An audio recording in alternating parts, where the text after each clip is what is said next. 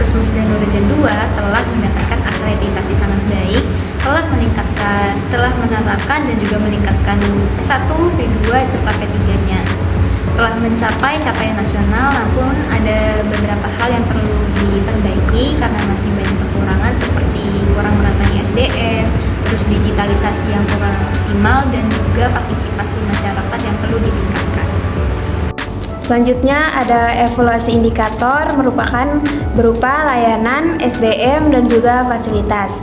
Nah, jadi dalam hal cakupan layanan periber dari Puskesmas Danurajan 2 sudah mencapai 80-85%, yang artinya sudah cukup baik.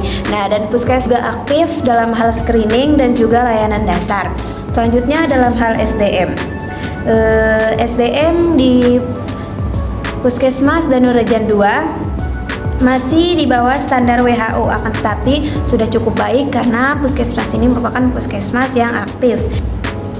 Nah, dan dalam fasilitas, Puskesmas Danurajan 2 berada di angka 60%, yakni fasilitas kesehatan berupa alat dan obat-obatan di Puskesmas Danurajan 2 masih terbilang cukup kurang.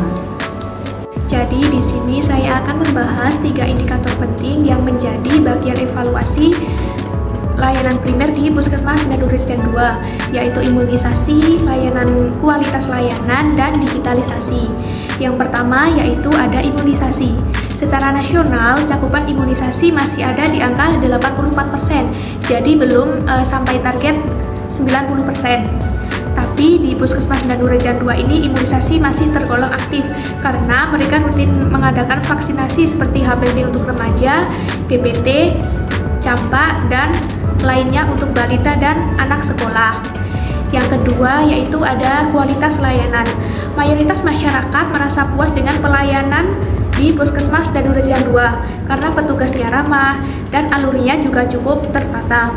Tapi masih ada beberapa keluhan seperti antrian yang panjang, terutama pas hari ramai atau ada kegiatan gabungan. Jadi ini adalah catatan penting supaya ke depan pelayanannya bisa lebih cepat dan efisien. Yang ketiga yaitu digitalisasi.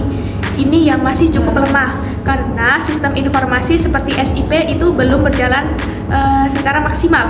Masalah utamanya ada di SDM yang belum terbiasa memakai sistem digital, kurang pelatihan, dan infrastruktur yang belum merata. Digitalisasi ini penting untuk percepatan data dan pelayanan, jadi masih perlu jadi fokus perbaikan ke depannya.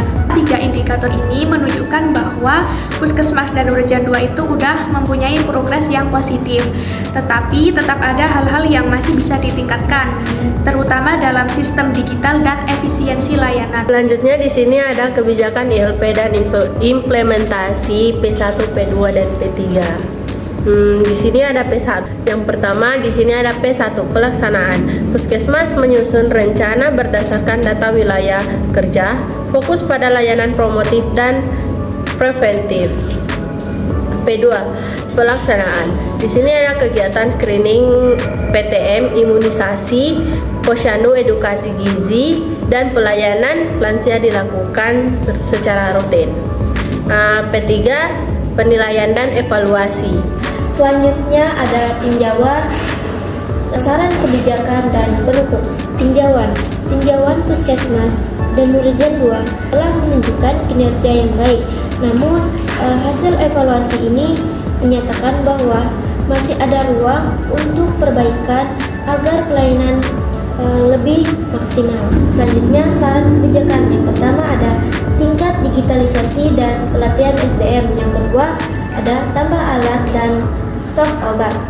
Perlu penambahan fasilitas seperti alat medis dan stok obat-obatan agar pelayanan kesehatan lebih cepat dan memadai. Ketiga, edukasi masyarakat agar partisipasi makin aktif. Selanjutnya, penutup.